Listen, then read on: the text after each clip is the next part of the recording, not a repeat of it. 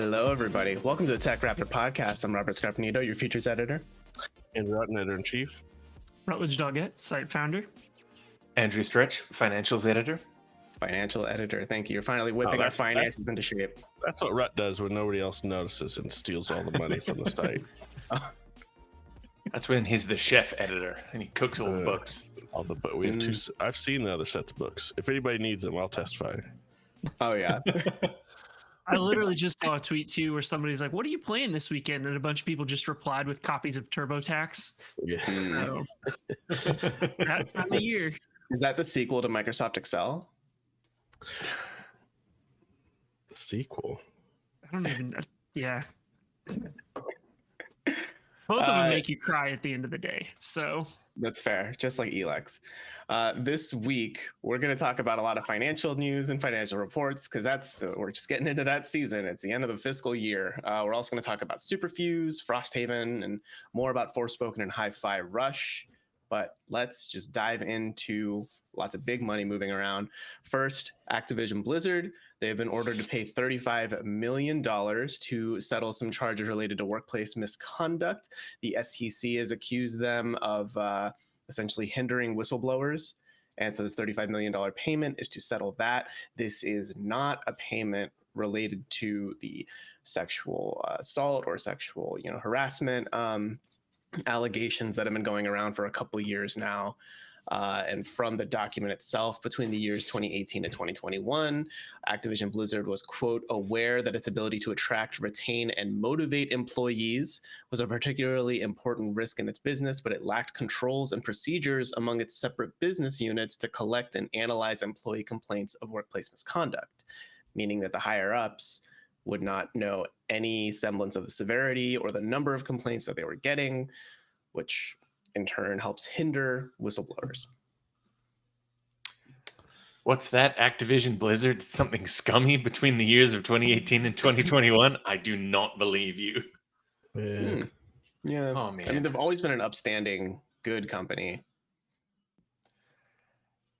It's wild to hear. Like, it's so easy to... I would like to think that it would be so easy to not run a scummy company, to have people's opinions and voices heard when stuff that you would want to whistleblow about shows up. Like, that's the kind of thing that you should be wanting to hear as management so that you can nip that shit in the bud ASAP so that you don't, I don't know, get into a massive lawsuit about how much has been going on wrong in this company. I think a lot of companies kind of ride out the, like, if it gets swept under the rug most of the time, and usually that works, fucking ride or die. Like, that's it. They seem to go that way the whole route because it does work for a lot of stuff. Right, but this is a case where it's not, right? Because I think now it's not. Yeah. Right, because with companies like this, I mean, ideally, you want the whistleblowing to happen within the company, like in in a weird way. You want that shit to be known within the company, so that way leadership can take action to fix it, change culture, to do something to alleviate the problem, so it doesn't become a public whistleblower thing like this, right? Yeah. Where now they're facing so many allegations from the SEC aside from this whistleblower protection rule. Yeah. Just feels like an unfortunate mishandling of leadership in so many different ways. I think it comes down to process too. I think what we continue to see is that they have no solid process structure for really anything outside of maybe development. Like, feedback just goes nowhere. Reports just go nowhere. And for a company that is publicly traded and of that size, that is extremely surprising. Because that kind of feedback is essentially what culls whistleblowing to begin with. Like, you're not going to need to go directly to the SEC to report things if you feel like you're actually being listened to or the company takes concerns seriously. I think part of it comes back to, like, for the longest time, Blizzard in particular, maybe not Activision, but Blizzard in particular, had that reputation of, like, you better just be grateful that you fucking work here because we're so amazing. Like, we're one of the hottest companies in gaming. Everybody loves us. No, we can't do anything wrong until, since 2010, they've been fucking up left and right. But for the longest time, they had a reputation where they were like one of the hot spots. Like you'd be like, oh shit. Like I remember I was in college and I knew a guy. He was doing, I can't remember, computer engineering or computer science, one of the two. And he was telling me, he's like, oh yeah, I already got a job lined up when I'm out of here to work at Blizzard. I was like, oh fuck. Nice. Like that's when you're like, holy shit. Like, damn, that's crazy. There was a guy that I met Long during time the ago. pandemic that was really excitedly telling me that he had just been hired as a new developer at Vicarious Visions. Oof. How's that And going?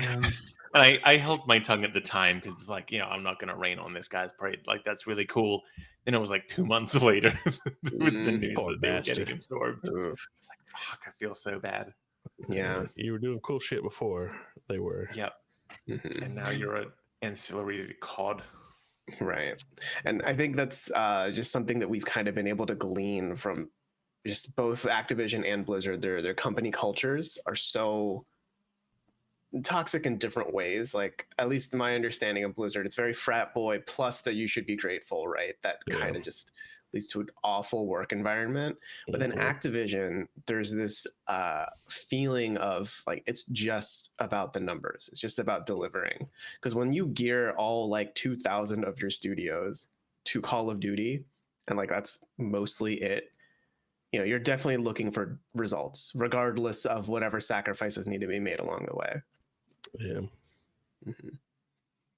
Microsoft will fix it all. Don't worry. Everything will go great.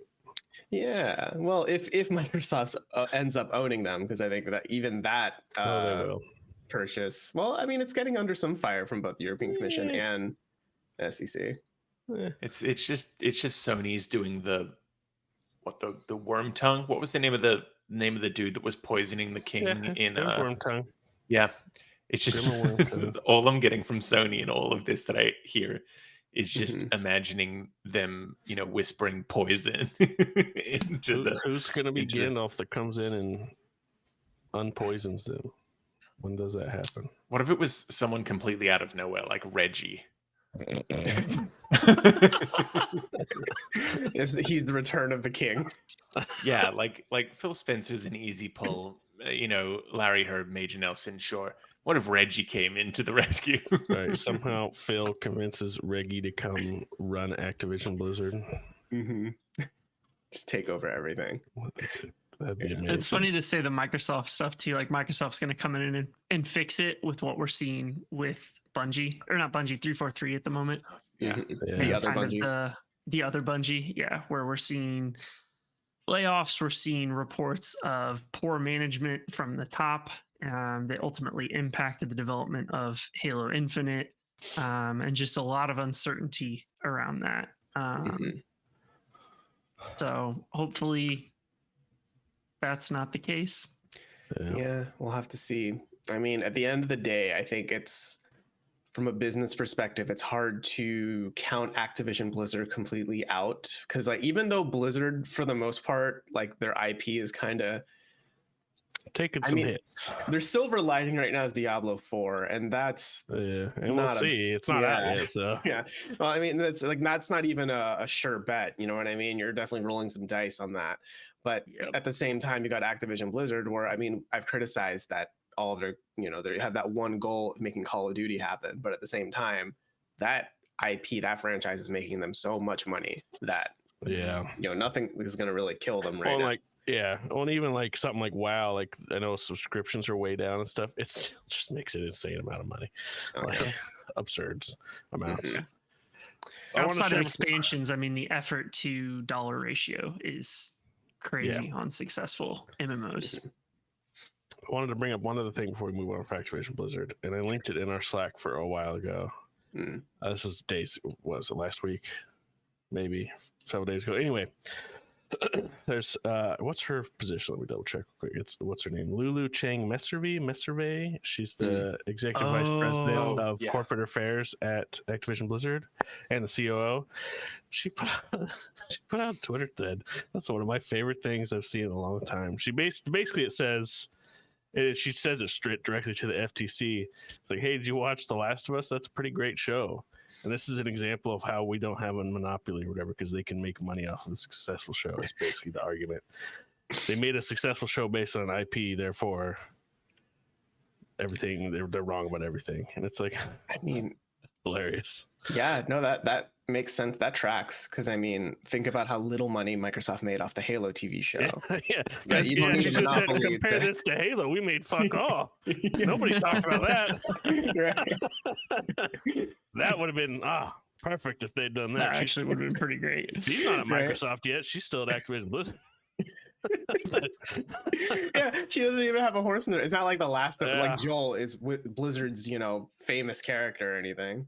Oh no, she has a horse in the race. You know that Oh yeah. as an executive VP, she's got some sort of vesting that is going to be a major payoff if they get bought out. Oh, for sure. Oh, for sure. She's been putting out her Twitter's kind of wild anyway. The way she's been. There's other stuff she This said isn't the that's first just time. crazy. Yeah. Yeah, this one was just the funniest to me because she's like, "You see that? They made a successful show." It's like, all right, okay. Plus, honestly, it's not like all those HBO Max subscriptions is gonna make them Call of Duty money. You know what I mean? It's not like Sony's like, this is our payoff. We just got to keep making Last of Yeah. Us seasons. That's right. We have an unlimited amount of stories we can tell based on these 2 games. Mhm. Well, we've got the Uncharted series that they could do. They could make another Ratchet and Clank movie. Yeah. Uh, But I mean, I on don't the know flip what side, we could start talking about shit Microsoft could make with their IP. You know Yeah, what I mean? like Sure. Halo TV show. Gears of War. Oh, that would be so good. I mean, Gears Well, of War now- they're doing. Imagine, Yeah, they like, are. dude, imagine how stupid it'd be if they're like, we're making Skyrim the series a show. They own Bethesda shit now. They do, but I Yeah. The can't.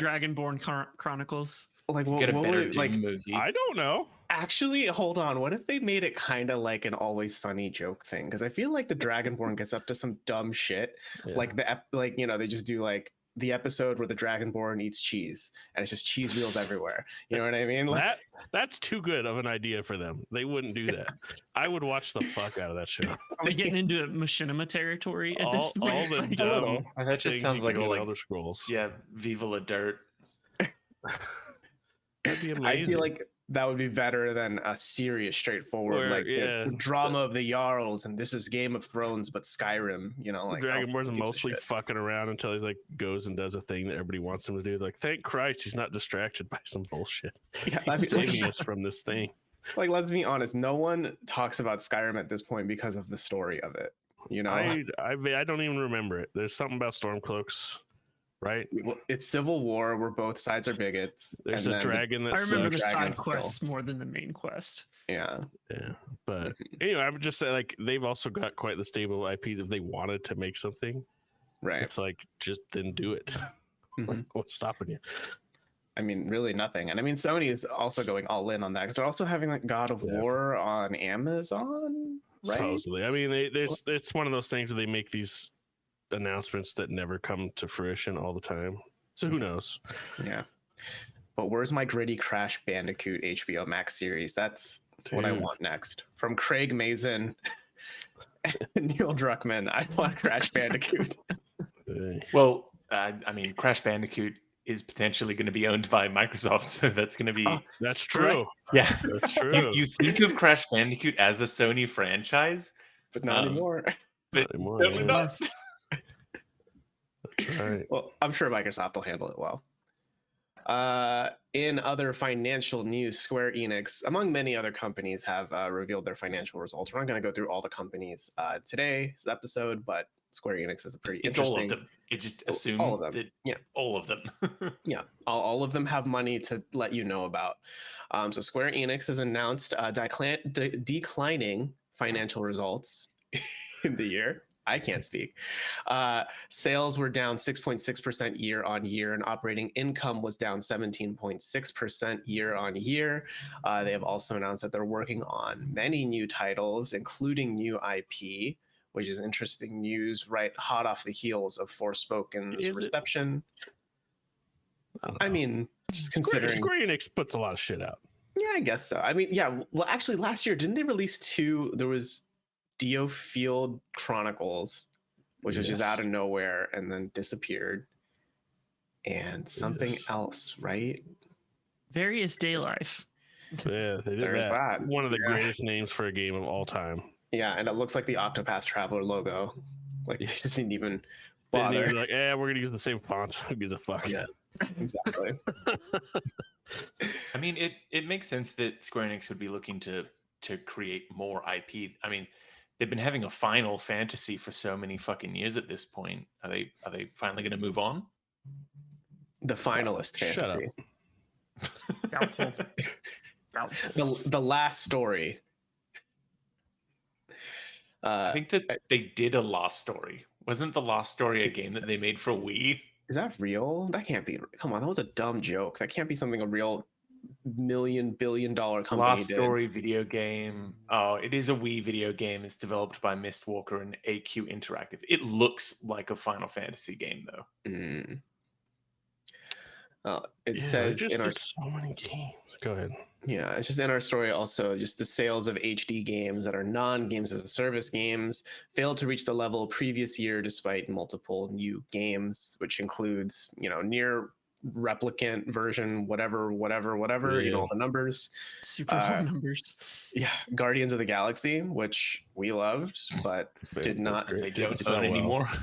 Yeah, Nope. they don't have it. Yeah. Yeah, that's true. And Outriders as well. Oh, speaking of, that's not owning, just because that reminded me, how fucking hilarious is it that Embracer bought Tomb Raider and all that for $300 million or whatever it was, and they just fucking doubled their money on Tomb Raider alone by selling it for $600 million to Amazon. We were talking about, I think at the time, I was like, that seems really low for Tomb Raider. Like, it seems pretty more valuable than that. It turns out, yeah, it is. Did we ever get clarification on whether that was just the media rights or whether that was the whole thing? It seemed like the whole thing. Okay. There was some parts in the story that made me think ambiguously that it might have just been like the TV and movie rights that they were selling. Oh yeah, because like Amazon, amid that purchase, also announced that they're working on its TV show. Oh, the show, yeah. Yeah, I think that they were touting connected universe kind of shit. Yeah. right. This is the first chapter of the DCU. That's right.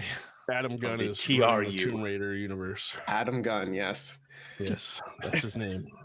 This is his brother. right. They had to bring in the brother for this one. James is busy. Yeah, I don't know. I feel like the hard numbers don't make it look good for Square Enix, but I feel like historically they've just been the company that's like, oh, this game doesn't meet sales expectations. Like Tomb Raider, I remember when that first the reboot in and it's 2013 yeah, 14 they were were like 7 million, and they were and they were like, this sold 6 million. Nope. We spent too much money on the hair physics for Lara. We couldn't make enough money. God, yeah, I remember that. Yeah. I don't know. Like, part of it is, it seems like they don't have, other than what they're doing, other than what Nomura's involved in terms of like big enough, they don't really have an overarching like vision of anything. Like, obviously he has an end line of what he sees with the Final Fantasy VII bullshit, whatever's going on there. Yeah. Like, that has an idea of where it's going. But otherwise, they just kind of scattershot published a bunch of shit. Like, I was just looking, since September, they put Various Daylife out, something called Voice of Cards, The Beasts of Burden, that I don't know about. No, that's by the Nier Automata guy. That's Yoko Taro. Oh, okay. There you go. I don't know anything about it. But Dialfield Chronicle, Valkyrie Elysium, Triangle Strategy, that Star Ocean game, Harvestella, The Text Ogre Reborn, I forgot Romantic the Project Saga, Triangle Fantasy came out. Drag Quest Treasures, and then the piece of shit Crisis Core, Forspoken. And so that's like a lot of stuff, but like none of it's like, oh, that was good. Yeah, like great stuff. Anything that broke through. I don't want to hear about Crisis Core. If it's Crisis Core, we're shutting you down. If it's about that, we're not talking about Crisis Core. It sucks. Anyway, it's just classic Square Enix. It just seems like I don't know what the fuck you guys are doing at any time. I don't understand how you guys run a company. They seem to just totally luck into having some awesome IPs, like a couple, and everything else is like, what are you doing? Square Enix do like the kind of thing that like you see Daniel Radcliffe and like Elijah Wood doing, that like they've got their big thing, they've got their big cash cow, Final Fantasy. I didn't think and of then it like that. Everything else is just going to be weird little fucking passion projects. Well, hey, passion is a strong word. I'd say a lot of them are like weird little projects. Little projects that are like very like reductive of stuff we've already seen. Like there's not a lot of new happening. You know what I mean? Like they're not like doing weird little experiments that don't work. It's just like, oh, we've seen shit like this a million times now. Was Balan Wonderworld Square Enix Wonderland? Yeah. Yep. Okay. Wonderworld. Mhm. I mean, it wasn't wonderful. Your but- Balan is a wonder world. Thank I you. will not forget the first time I saw like the end of that whatever farmer level, and they just start fucking singing and dancing. It's a dance, yeah. Sequence. That might be the best thing in a game in a while. That might be the best thing Yeah. Square Enix has made all decade. It might be. It's the insider trading dance. Yes. That's what makes Yuji Naka his money. But Stretch, you did mention the MMO. I think it's worth noting too that their MMO segment also declined year over year, but that's also kind of factoring in that the year before is when they released the Endwalker expansions. Yeah. Just any year where you release an expansion for a big MMO, you're going to make more money than the years around it probably. Well, I had that like huge blast stuff that I'm sure like kind of settled down. But you know, they had that time where they're like, we can't sell you the game right now. Right. Like we're not selling it because it's just too popular. Stop Yeah. playing the game, please. Stop buying it. Yeah. So anything that I'm sure that whatever that level was, they settled into a new baseline, and that saw some decline. But I mean, Final Fantasy 14 is still crazy popular. But I mean, I think we've gone over like you just listed off rattled off a bunch of new IP under Square Enix, and I'm very curious to see what more they're choosing to fund for this. I'll always look at whatever Square's doing, but I'm always like, God, what the hell? Sometimes I don't know. Yeah, and like, they don't have the fucking Western stuff to blame it on anymore. Either like, oh, we can't. We've ejected our scapegoat. Yeah, they can't blame it on the fucking Tomb Raiders and Life is Strange and whatever else in there. Now it's all them. Yeah. I mean, I'm also curious to see how they're going to do next year. Well, when we get the financial results for this fiscal year next year, because this big fiscal year. Yeah, they're releasing both Final Fantasy 16 and Final Fantasy 7 too. Both are probably going to be pretty big games in terms of sales, if I had to guess. Oh, I'm sure. And they'll look at that and they'll say, "Cool, we can fund Balan Wonderworld 2 and 3 with this." Yeah, they really need that insider trading. Really needs that to happen. They're I don't know. I love you, Square Enix, but I kind of don't understand you a lot of the times. Like, I'm happy that you're doing Final Fantasy 16 and the 7 remake stuff and Kingdom Hearts 4 someday. Oh yeah. And the Final Fantasy 9 remake that you're waiting way too long to announce. Please announce this. It's going to be Final Fantasy 9 remake for the Vive 2. It's going to be great. That'd be fun. Or the Index 2. Switch only, Switch exclusive. Dude, so I have Steiner in my face like this. I cannot wait to see 4K Steiner. That's all. That's all I'm Up saying. close and personal. Yeah, get a look at him. Yeah. It'll be phenomenal. Beautiful. Our last bit of news here, another Japanese company, Konami, has announced their financial results as well with a pretty significant profit drop. Profit is down 31.2% year on year. And the revenue, though, was up 5.5% year on year. But, that doesn't quite. And then also because this week has been a whole bunch of armchair financial analysts looking at that and thinking, wow, that company is doing 30% worse. It's like, no, they still made 41 billion. It's just that last year they made 30% more than that. So it's not like any of these companies that are showing year on year losses are like, they're not on dying. the verge of bankruptcy or anything. It's just like, well, fuck. Well, and there's further context for Konami of that. They put a bunch of money into making games, so they're spending a lot more this year or over this last fiscal year than they were before. Right, in the hopes to make more money in a future fiscal year when they release Silent Hill 5. The Silent Hill game, and then the remake, and then whatever else they're doing in Silent Hill, I can't remember. Yeah, there's like a Silent Hill mobile game or something like that, I think. I remember we went over it. There were like 3 or 4 Silent Hill projects they announced. Yeah, including the Silent Hill 2 remake, which is probably the big horse they're betting on. It seems like it's going for Resident Evil remake kind of vibe. God, they better pay attention to what Resident Evil did and do that, and not try to do something else. Because they're gonna put all of their eggs in this one little Silent Hill basket, and then they're gonna pray. Yeah, I think they're working on a Metal Gear game.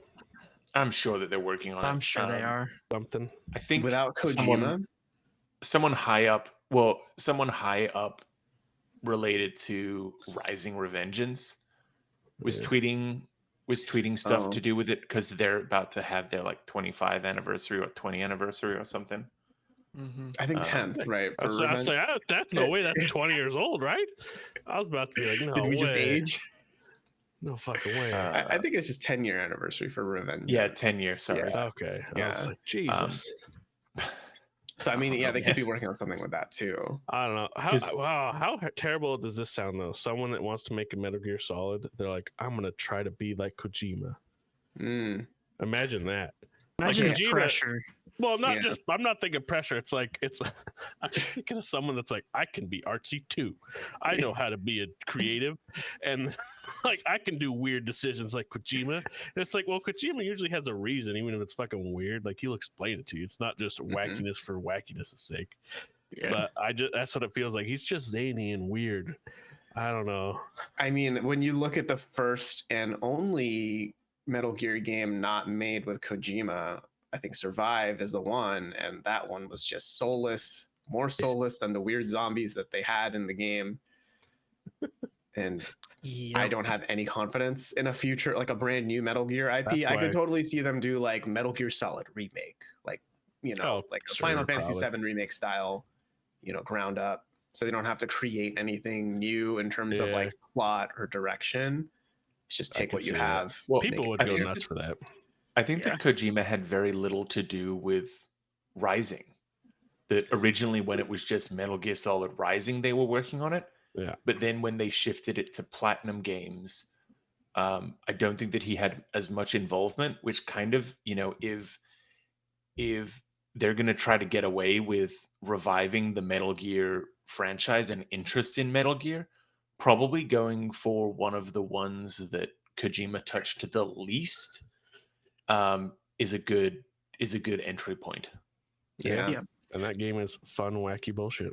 It was such meme fuel. Like I feel like it had a revengeance in the years past, right? Where it like just suddenly everyone was all about nanomachines, son. Right. So I want more of that kind of dumb bullshit. Yeah, it was perfect for that. Or like I'm pretty sure he says the cliche, right? You got to break a few eggs to make an omelet. I don't know. And then the clip making its rounds to where he's like, "You got to make America great again," and everybody's like, "Holy shit, Kojima did it again." Yeah. There's a lot of amazing cringe dialogue in that. It's a lot of good stuff. I think the best part is how like the final boss is like a big mech, but then you destroy the mech, and so the senator is like, "I'll do it myself. Fuck this. I'll just fight you myself then." It's the like best. It's so stupid. It's the best. My favorite line of the senator, just reminded of his name, Senator Armstrong. Yeah. He's like spouting about all this shit, and then he's like, "Haha, my source is that I made it the fuck up." That is one of the best things. I see that one every once in a while. It's so good. Yeah. One thing we forgot to mention is that they are doing those Suikoden remasters, which I'm excited for because I know I've heard a lot about Suikoden, and I just one of those I haven't ever gotten around to playing. Have you ever gotten through a JRPG and been tired that you have 2 party members out of your party that aren't getting leveled up? Here is 80. Yeah. Yes. Enjoy. They have a bunch of good IP. It'd be cool to see them do something. Much of classic stuff. They have Castlevania too. That's still owned by Konami, and like in the past 10 years, the coolest Castlevania thing to come out was a Netflix adaptation. Yeah, which is apparently really great. Yeah, it was. But it was good. But no game. I mean, I guess in the past 10 years was Lord of Shadows. Does that count? The weird, the spiritual successor game. Yeah, and its sequel. I'm not sure. I reckon. For a safe bet, Suikoden fighting game. You've got the character roster. Mhm. You can All make 80 it of like them. pixely 2D fighter. That would probably hook a whole bunch of nerds in. Mm, maybe, Yeah. yeah. But yeah, as of now, it's just the Silent Hill, Super Bomberman game, Suikoden. Oh, and some vertical scrolling shooting game called Signy All Guns Blazing, Like a shmup. I guess. And that's all slated to come out in 2023. They got a big year. Let's see how next year's financials are. Let's see. Yeah, Let's get a new Frogger game, man. Let's get Frogger. I'm on up board in with here. that. Yeah. And just to clarify, that 2023 window does not include the Silent Hill projects. That's Bastards. who knows when, right? Or I mean, when just- we first saw the Silent Hill 2 trailer, I don't think they even announced a release window for that, right? They were just like, or it's happening. Hey, we're doing this someday. Yep. Mm-hmm. Here's that shot of the guy looking at the mirror again. But it looks better. Yeah. Whoa, look at those pixels. Yeah. Yeah. Yeah. But I think that does it for news this week. Let's jump into some games. Rut, you've been playing a early access game called Superfuse. Yep. This is one that I didn't know about until they reached out with like keys and stuff, and so I've been poking at it the last couple days. It's, I don't want to say Diablo-like, but it's, top-down isometric action RPG. It's kind of got a Borderlands flair to it in terms of the like art direction and things like that, but it's got a unique spin in that you have I think it's just 3 classes for now. There's a 4th one to be announced at some point. And you have a skill tree that's kind of like a DNA strand for the most part. And so as you pick things within that, you unlock new skills. And then each skill, you will find what they call fuses in the game that do things like increase your attack speed or, add elemental attacks to it. And you can add them to each individual ability with an overall like DNA pool for the most part. So you can't just like overpower every single one. You have to be a little bit careful about which abilities you put fuses on. But I played about 5-6 hours, and I mean, for me, most of these like isometric top-down games are pretty mindless. So there's really nothing that like jumps out to me story-wise, but the gameplay is solid. And it continues to kind of ramp up the challenge, and you have to actually pay attention to how you're building your character, how you're integrating fuses, and all that kind of stuff. Mm. What's Yeah. the setting of the game? Like future, so basically like we destroyed the earth, but we used up all the resources, and so all of the rich people built ships to ferry the plebs out to the stars. And so we started colonizing, and then basically these rich people figured out how to make themselves immortal gods. And then at some point there was this infection that came into play, and so it's spreading from kind of planet to planet. And then they had to make like what they call the enforcers, which is like humans with enhanced abilities, and you're essentially playing an enforcer trying to clear out one of the colonies, at least for how far I am so far. And that's kind of the premise, is that you're going through, you're turning the oxygen system back on or whatever in this remote colony. And it's all infection based. You've got weird creatures and all that kind of stuff. So it's The Last of Us in space. Got it. Yeah. Yeah, I mean, I remember like I saw a trailer for it, and in it they say, "We really are the Last of Us, huh?" I remember that. Yeah, me too. Yeah, and I did play this at PAX, so it was only like a short 15-minute kind of teaser. But one thing that stood out to me was the fuse system, because it felt kind of similar to the Path of Exile gem system before it got super complicated and is buckling under its own weight. But it's the idea of, you have a skill shot that's just like a forward projectile, but then one of your fuses could be like you double it, so it shoots like in a pincer, like a V shape. or something like that. Mhm. Or if you summon a wall of fire in front of you, or you can put a fuse on it where it summons a wall in front and behind you that are both smaller than the, one wall, but like it's that sort of thing where it's like a really versatile use of your skills, where it's the same skill just modified in different ways. That's a little more interesting than just like +1 damage. Yeah, and like each of the 3 classes has 3 different skill trees you can choose from, and you can upgrade the base part of the skill, which is what kind of unlocks the skills up or increases your overall stats, or you can kind of break off into other DNA strands and say like increase armor or increase strength. But you're basically with each ability given like a hex shape of basically just individual hexes, and then each ability uses either like a side-by-side hex or like a 3, and then you kind of have to also not only just select what you want to use but also kind of put them in a puzzle.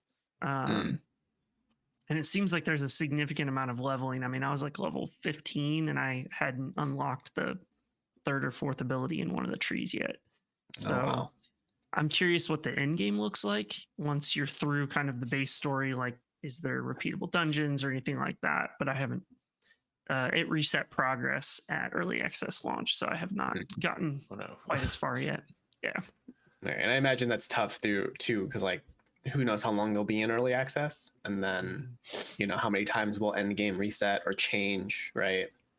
Yeah, there's been a lot of that with early access games lately. That is.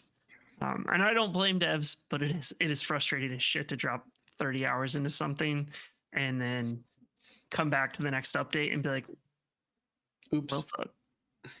So it is what it is. Thankfully, I was only like 5 hours in, and so I'm now just like playing in 30-minute stints and re-progressing. Nice. Well, it's Superfuse out right now on Steam Early Access for now. Stretch, you've been playing Frosthaven? Yeah, I've dabbled into the board game space as I like to do. Frosthaven, absolute bear of a game, sequel to Gloomhaven. This thing comes in a giant 30-pound box, 27 punchboard cards to pop out all of the different monsters and monster types and everything. It's like if you took everything that you could possibly want in a tough turn-based RPG like dungeon crawler video game, and you made cards for everything. But they're frosty. Yeah. So your takes place in the region of Frosthaven. In terms of how much cold affects things mechanically so far, very little. But it's just a new setting, new places to explore, new storylines to complete. All of the starting classes are super cool in this game. I played a little bit of Gloomhaven, and kind of you had your basic, like your tank, some support, some DPS kind of stuff. But a really cool thing with Frosthaven is that all of the classes have like pretty unique mechanics to them. Like there's a like thief rogue character that instead of just having an initiative to go on, they can decide whether they want to move quickly or move slowly. And then that can mean that like certain things, like certain abilities do or do not activate in certain ways. It allows you to pop off at different points. As you like open a new door and you've suddenly got 5 or 6 new enemies in front of you, and you're already exhausted from beating the shit out of everyone in the past couple of rooms. There's some really good ways to chain big momentum, and like take out half of a room, or at least do damage to like half of a room. Right. But it's really fun. It gets super grainy, super deep. It feels like the perfect mix between like the absolute free form of a TTRPG and a very mechanically based video game. Are you playing this like with friends, or is this just because you can play these games solo too, right? Or yeah, the solo mode, a single person pilots 2 characters. So I have done some of it single player, and I have gotten together with people to do some of it as a group as well. To kind of, it's difficult to take a legacy game like this or like a long running game like this and get in enough plays to really feel like you've got what you need to put together a review. Right, because this is one of those games where you don't just play it. It's not Monopoly. You don't play it for like an hour and then break down the board and forget about it, right? This is like every Sunday is Frosthaven Day or whatever it is, and like it unpacking the box, all of the components, putting all of the character tokens in the sleeves with their cards, with their name tag, like putting the box in the setup for, before you can even run the first session, that took me about 3 hours. How is it? So I played a bunch of Gloomhaven. How is it setting it up for a session? That was one of the things that it kind of rotated out of our thing. We're like, Jesus, this takes so long just to get going. Like when we get started. Yeah, it still does take time of like finding the right boards. Yeah. Like finding the right like hex boards which interlock with each other. Making sure that you have the right monsters and those monster cards and the health meters for the monsters in the things. It definitely still does take time. With a decent enough sorting system, it becomes easier. Like all of the boards have like the little labels in the bottom left, like A1, A2, A3. So I tend to stack everything as alphabetically as possible. Right. But it takes some time. It's before anyone, when people have come over to play it, before anyone shows up, I have set everything up. And I've like taken the 15, 20 minutes beforehand to put it all in place. Yeah, I've heard of people who like they played Gloomhaven because Frosthaven's still fairly new-ish, right? But what they would do is like that table is just the Gloomhaven. Like we don't eat there, we don't do anything there. We just leave it set up. That's fair. And then whenever we want to play it, we invite everyone over, and there it is, ready to go. Yeah, because I was the guy showing up with Gloomhaven to someone's house and then had to set it up. It wasn't they come here, and I was always like, "Fuck me!" I always felt rushed when I got there because I have it. It's definitely fun. I'm very interested in because in the classes as you described them, because you were right in the original Gloomhaven. At least the first ones that you give access to classes, they are pretty simple, basic stuff, like very recognizable archetypes, as you said. Not boring or anything. It's just like, it's very familiar. Every single one of these starting classes has a pretty unique gimmick to them. Cool. Like one of them is like two characters that you like shift between, and one of them is more range focused. The other one is more melee focused. But to swap between them is an ability on a card, and they each have two different character decks as well. Oh wow. So it like immediately, you can get stuck in a situation like if you get forced to discard a card and you get forced to discard the card that allows that change to take place, then guess what? You're fucked. Yeah. But it's been super fun. It's definitely been a game I wanted to get into. It's just that just the space, just imagining the space I need, the physical surface to put all the shit on. That's a lot.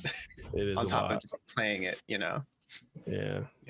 It is really neat though. Like it's a big box. And it's a monstrous box. If you're watching it in audio, or if you're listening to us in audio right now, Stretch is underneath a box that's larger than him. That seems to be how. But do you have Gloomhaven also? Is it rough? It seems almost the same size to me. It seems roughly. It is slightly larger. It is 10 pounds heavier than the Gloomhaven box. So you couldn't like get a barbell and put Frosthaven on one side and Gloomhaven on the other and get swole. No, it'd be a little lopsided. Totally be out of balance. Yeah. You could probably put they've got the extra like Gloomhaven, like it's like a prequel box game. You could probably put the prequel box on top of the base Gloomhaven, and then you get like a much better balance with your board game barbell. But no, this is weights. Looks like 5 PS5 boxes side by side, size wise. Well, I don't know. you haven't even seen a PS5. Yeah, you don't have a PS5 box. You don't even know what you're That box talking is huge. It's in the box. It's massive. Yeah, but the Frosthaven is not that much Yeah. bigger. It's not 5. Yeah. It's Pretty heavier least than a PS5, for sure. Yeah. Wait. What do you think of the narrative going along with it? Because I know it's probably got a fat book for that. Yeah, it's got multiple fat books. They get away with, like in the original one, when it's like set up this scenario and they Mhm. give you all of the pieces and what should be on each thing. Yeah. You've now got 2 books. And the first book is like, oh, after you open this door, refer to this random page in That's this much other better book. because I was always the one setting it up, so I always knew how things were. I Yeah. like the idea that I wouldn't know if I was playing. Yeah, so this will work with that, and it's a good That's pretty cool. storyline so far. It like hops you into it really, really quickly with an Algox attack of Frosthaven, and you drive them away, and then try to hunt down their base, and just a whole bunch of, your adventurers seeking to do right by this town that has taken you in, and there's a shit ton of campaigns and. Yeah, campaigns is what they're called. The missions are called Yeah. campaigns. Mm. But yeah, it fucking takes some time. Yeah, Yeah. I bet. Well, that's Frosthaven. You can get it at your local board game shop. Probably, I think, because there was a time where it was like a little harder to get, right? Like stock issues, but now I think it's Well, Frosthaven at the moment, I think it's only just getting Only? to Kickstarter backers right now. Yeah. I'm not Oh, actually okay. sure what its retail status is. Yeah, I don't know Interesting. either. Probably Okay. a while's off. You're probably thinking of Gloomhaven. Yeah. Gloomhaven was Yeah, like that, where Gloomhaven. it was hard to get. Mhm. Yeah. That's Yeah. right. And like they do have, if you're interested in the game, there's the Gloomhaven Jaws of the Lion, which is like a smaller one. It's still got a lot of campaigns. It's still got 25 scenarios in it, Pretty but good. it's not the giant hunk of a box Humongous box. as Yeah. the main thing, and it will still give you that, here is the Gloomhaven experience. Ooh, that's good to know. Because I've only Mhm. ever seen just Gloomhaven. Like I was just in my local comic shop like this week, and they only had one copy of Gloomhaven left. Like, I mean, it took up the entire table because the box is huge, but Yeah. they only had that one left. No, That's if you're interested in the idea, the concept, or you're listening and anything that I've said about Frosthaven seems interesting to you, but you don't want to drop like the $200 or whatever dollars to get the game, then Jaws of the Lion is going to be your great place to start. It's good to know. So I want to talk a little tiny bit about Forspoken. I don't want to like take up a whole bunch of time on it because I don't think any of you three have played much of it, but I just want to like report on I finished it. I've completed the game. I still stand by what You've we said done last all the week. side stuff, right? No, because I would die You if I fucking did. liar. Okay. You didn't All right. finish I've completed the main content, which covers about 10% of the map. So Really? I've heard that there's a lot to do in that game. yes, Yeah, there is a lot to do. there is too much open world in this. But I want to say I stand by what we said last week, where the writing isn't Oscar worthy, but it's also not as bad as people have been kind of memeing on online. It's not like so bad that it's like the worst thing ever. I think the moment to moment character writing is still pretty strong past that first hour in the beginning. I still stand Frey's by pretty. I like Frey. I think Yeah, she's Frey- alright. Frey is fun. Frey has like a really strong head on her shoulder, and like her interactions with Cuff are really fun. Where I do think this game does fail is I do think it has bad like macro narrative writing in terms of like your belief in the classic hero's journey, like rising action, climax, etc. The climax is pretty rough in this game. It's Oh, I can't wait. it is. I don't want to spoil it, but it's definitely like a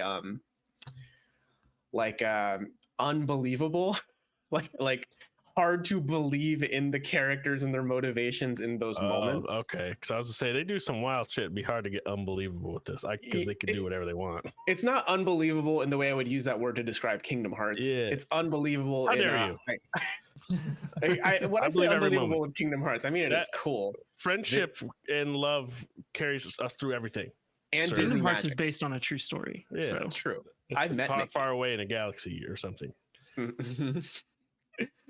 Forspoken is more, they present you with the act 3, right? And then you're like, I don't believe these characters would do what they're doing. I'm kind of not Good. following. Oh, that sucks. And then the worst part is because it's an open world video game, it has to end with the status quo they established in act 1 and 2. So it's even harder to believe that everything kind of goes back to normal, because they don't even do the we're going to return you back to the point of no return. There is we have finished the story, and the story finishes in a way where we're just going to kind of just get back to what it was before. Just imagine all of the adventurers at the end going, well, off to do the same thing I was doing before. Yeah, off to read that lore codex in that faraway tower. I gotta read. Yeah, so that's kind of where I'm standing with Forspoken. It's probably good 7, 8 out of 10. Well, 8 is where our review is. I would probably personally put it maybe around a 7 or at highest. Descent. Yeah, that's Forspoken. Wow. What I else have you hate. been playing? Well, I've also been playing Hi-Fi Rush. Now that game, that's a fucking 10 out of 10, man. That's a fucking video game, man. Hi-Fi Rush is so good. It's a gamey ass video game. Well, it's like the perfect video game for me right now, because I love DMC, I love rhythm games, and this is just, what if they had a baby? And like I said last week, directed by Edgar Wright, because this game is just unabashed in its humor. Every time there's an obvious joke, it kind of just makes it, but it doesn't feel like pandering or bad.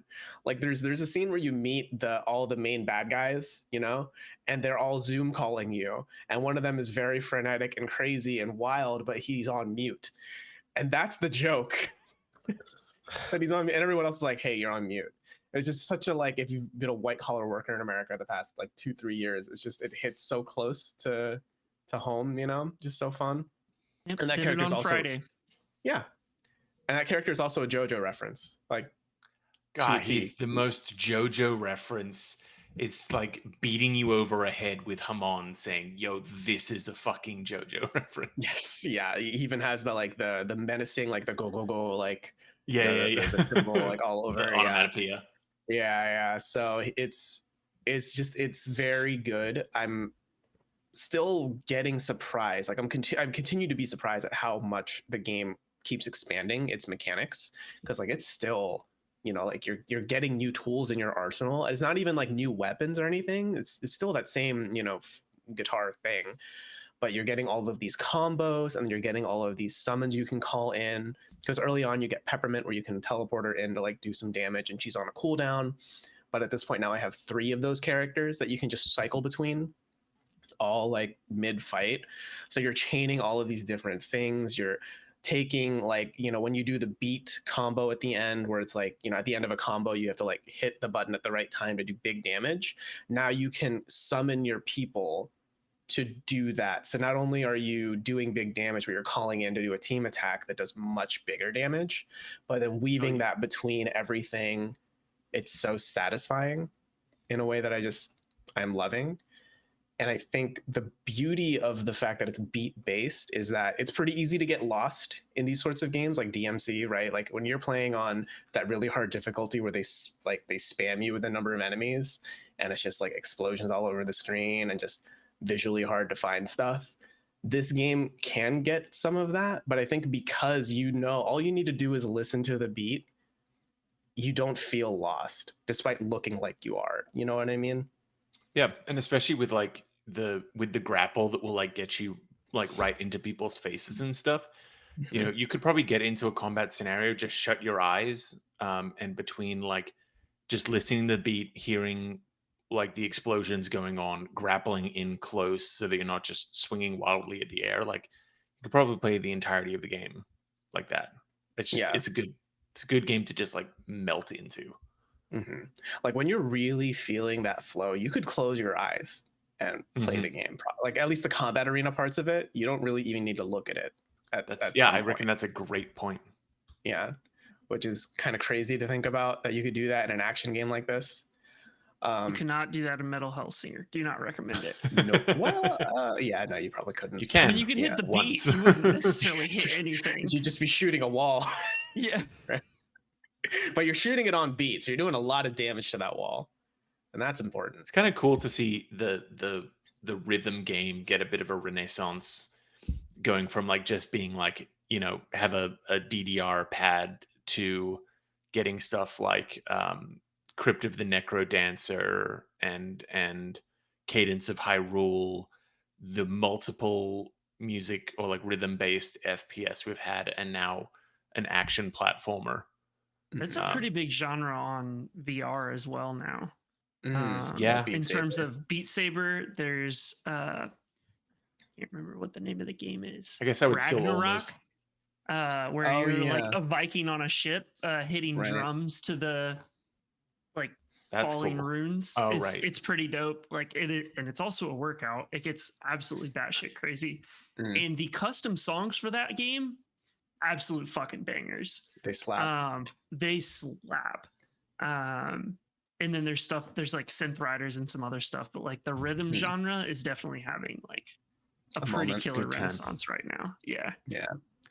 Yeah, and I think right now Hi-Fi Rush is kind of leading that to me in my head. And I think, I don't know, I have been trying to weigh how much of the because generally I'm seeing a lot of praise for this game, like a lot of it, and I'm wondering how much of it is because it's a pleasant surprise, and how much of this would, like, I guess how much less like happiness and surprise we would see if it wasn't a sudden release. You know what I mean? Like if this went through the classic, like it's announced, wait 6 months, they have 6 months to think about it. I'm curious if people would be as delighted by what it is. Yeah. I think if you think about it, the surprise launch was probably the best thing they could have done. Nobody saw it coming, and then people started getting in with the combo of Xbox Games Pass, and it just took off from there. Nobody had any expectations. Yeah, and I think that because there's been a lot of talk about that since it came out. Like, oh, is this a good avenue for other games? It's like maybe.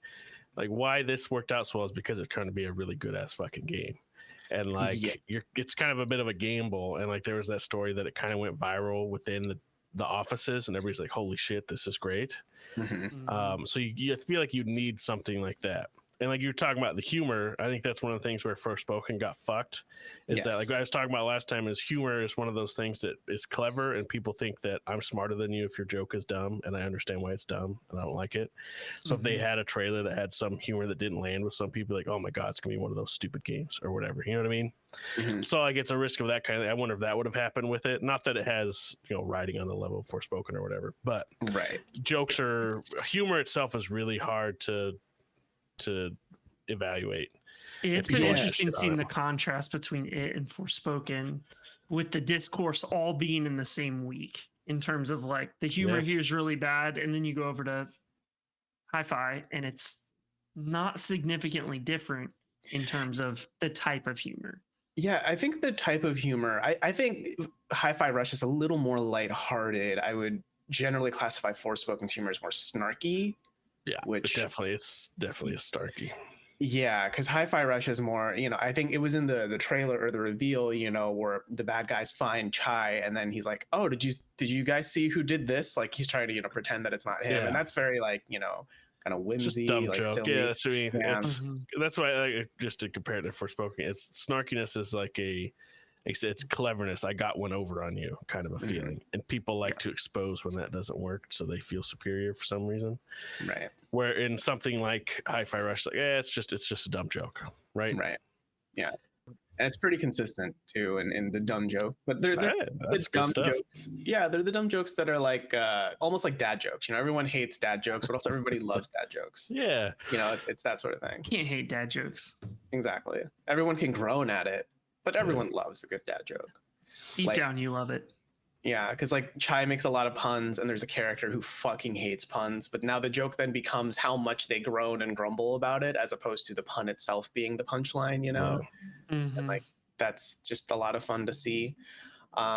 I think Kind of like that video that's been going around of Ellie in The Last of Us telling jokes. I don't know if you've seen that, where it's like a 5-minute video of just every single joke she tells. Yeah. And yeah. And you're just like, but also it's kind of funny. Yeah. Mm-hmm. Or there's another thing that they just stick to their guns on this, where like there's kind of recurring, not even side characters, like minor characters, like the robots. They're all kind of similar. Like all the janitor bots have the same like voice actor and kind of similar personalities. And it's like you see those throughout the games. Whenever you talk to them, they just have like 1 or 2 lines, but they're like almost always kind of silly and fun. And then there's one character who is a jaded detective who's like the ultimate, just like, capitalism is ruining the world. Look at this. This is a cry for help from the workers. This is, all that sort of stuff. And he's in every level I've seen so far. And he's just like, every time you find him, it's like this 10, 12 message tirade about how the society is fucked up and this corporation's ruining everything. And I'm just have a jaded noir detective. Yeah, he's just like, I'm part of the machine that's causing this. Even I can't change anything. It's amazing. Like, it's just so dumb. He's not even relevant. At least unless maybe the last level he like comes up and he's like, I'm here to solve everything. I don't know, but there's a trophy tied to him. Yeah. Sorry, so not trophy achievement. Oh, is there a trophy achievement for him? Yeah. To interact with him in all the levels. So I think that's it. Like his whole purpose is just talk with him in every level, and you get an achievement at the end. Okay, classic. I'll take it. And the overall story so far, I mean, I haven't finished it. I wouldn't say anything is surprising. Like, there's a plot twist that I just saw that I think most people would kind of see coming for the most part. And so far it's more competently put together than Forspoken if we're doing a direct comparison of just like how much you believe and can follow the narrative in a way that like I believe these characters are reacting the way they would based on the world and events around them. Mm-hmm. So I'm so excited to finish it. I've heard really great things about the final boss fight, and specifically in how the music plays a role in the fight. So stuff. Yeah, back to it. Yeah, seriously, it's a lot of people are calling it an early game of the year contender, which is pretty bold for it being end of Jan, beginning of Feb, but it's a pretty good one. Yeah, we remembered in our end of year quiz. Yes. Yeah, just set a Google reminder for December 30th. Remember Hi-Fi Rush. It just seems like one of those that understood what it wanted to be and nailed it. Yes, because I think of some games, like what holds them back is that they had a vision, but they didn't stick to it enough, or it wasn't clear enough to them how to get to that. And everything about this seems to fuel that, like silly, like just play the game. Because even just the art style is kind of feeds into that to me. Mm-hmm. It's not trying to be something bigger than it is. It knows what it wants to be, and it is just nailing it at every level. I hope that we see more games of this size also, because it's not a super long game from my understanding either. Mm-hmm. I've heard people finish it in like 10 to 12. I saw 12 hours somewhere for around there. completionist. I think that's good, and it's like if you don't play it on Game Pass, it's like a $40 game, right? I think. Yeah. I thought it was 30. Maybe it's 30. So it's something in that price range. I think that's great, doing stuff like that. I'd love to have those little more mid-level kind of things come out. Mm-hmm. Yeah, Game Pass is the perfect space for those. It really is, because like we always say, low barrier of entry. Like for me, I was very intrigued by Hi-Fi Rush by the trailers I saw, because again, it's that mix of DMC and rhythm game. I love that idea, but it was the Game Pass thing that was just like, yeah, I'm gonna do it, because this was amid. Yeah, because this was amid like a bunch of other games coming out. Like I was going through Fire Emblem, I was going through Forspoken and Dead Space, and I was like, I do not have the capacity to play another video game. But the fact that I can just play it for free, asterisk, I was like, fuck it, I'll just boot it up, see what's up, see what it is. We just need to put a link to like an affiliate link to Games Pass that just sits on the YouTube video the entire time. I've been saying that for years, guys. Come on. Let's do it. Until there's a competitor, it's like we've said many times, there's literally nothing that's better value for your money in games. How dare you slander PlayStation Plus Premium? I don't even know the names of them all. Is Premium even one of them? I think so. Like multiple tiers. Premium's the highest tier. I think Premium's the special one. Yeah. Guys, there was a They question on just this announced a they're getting rid month of it. ago. I know. Mhm. And no, remember, I he's the got only it one right. that got it. Yeah. Us were like, we don't fucking know. I still don't know. Plus And I extra realize- and premium. They're like Games getting rid Pass of is the- games now.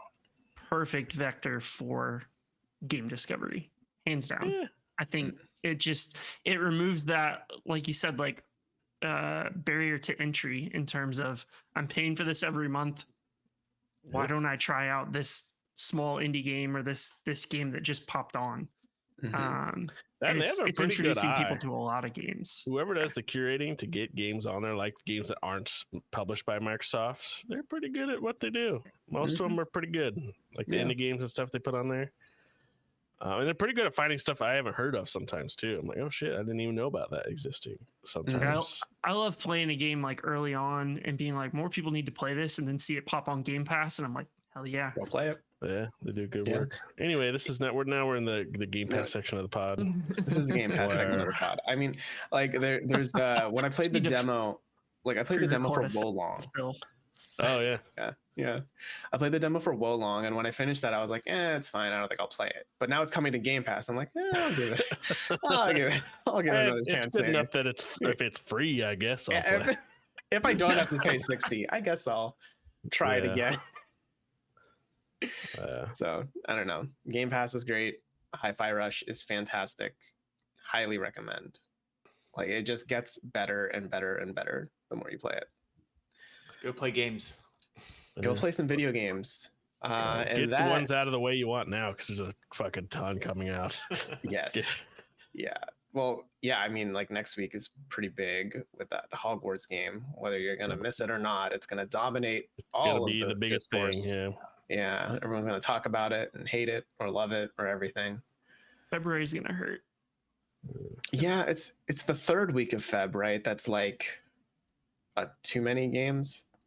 I mean, like there are so many coming out. Like February 20th is Atomic Heart. 22nd is Horizon Call of the Mountain. 23rd is Ishin and Sons of the Forest. 24th is Atelier Ryza 3. And then there's like I three thought others Ryza- that just got release dates at the end. I thought Ryza 3 got delayed. Did it? I think. Maybe. But I need to update my less Trello. game. Maybe. One less game. Yeah. But no, Ishin's the big one for me this month. I think that's the one I'm most excited for. It's going to be so stupid. Just give me more Like a Dragon games. That's all I want. Yes. Yes. Anytime like one comes out, like yes, that's all. Yep. Good. Things are going well in the world if more of them are coming out. Yeah. It's like, how can you hate this? How can you look at Yeah. that and be like, I hate this video game? You can't. You are a sad person if you hate them. You just Yeah. have no joy in your heart. Exactly. You're heartless. So Kingdom Hearts. right. What Yeah. about Kingdom Hearts? Exactly. Rob, wrap it up. Run. That's going to do it for this week's episode of the TechRaptor podcast featuring Kingdom Hearts. We hope you enjoyed. And if you did, please Sponsored by leave Game us- Pass. Exactly. We're not Sponsored by really. Game Pass Don't- featuring legally Kingdom we're Hearts plus Knuckles. Please leave us a review on whatever platform you're listening on. That would really help us out. Or if you were on YouTube, let us know in the comments down below. Are you enjoying Hi-Fi Rush? Is that a surprise hit for you as well? Or are you missing the beat? Let us know in the comments down below. And share it with a friend if you haven't already. We would really appreciate that. You can check out more news, features, and reviews, etc. at techraptor.net, where we publish those every day of the week. But if you want more of this show, we will be back in your feed next Monday, and we will see you then.